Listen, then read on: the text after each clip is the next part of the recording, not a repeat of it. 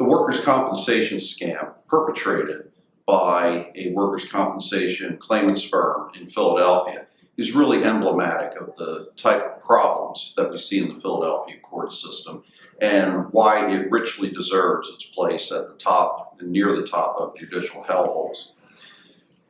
A major workers' compensation claimants firm owned its own pharmacy. So what they would do is that when an injured worker would come in for legal representation, they would refer that worker to their team of doctors, and the doctors would just happen to get prescriptions filled at the pharmacy owned by the law firm. As if that's not bad enough with the inherent conflicts of interest that are involved, the real scam was that this pharmacy specialized in compounded medication creams.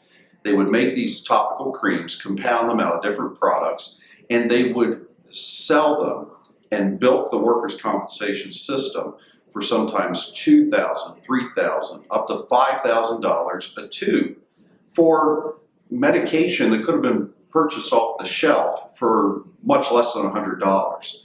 So we had this ripoff being perpetrated upon the workers' compensation system. That impacts every employer in the state and causes costs and contributes to cost rising in workers' compensation. And then there's the question of the impact on injured workers. Are they even getting the proper medication that they need to deal with their pain, to deal with their injuries? So we pushed a bill, Senate Bill 936, that would have created a prescription drug formulary for workers' compensation. In other words, it would have required evidence-based prescription medication to be provided to injured workers. We managed to get the bill passed in both the House and the Senate. However, we could not overcome the governor's veto pen.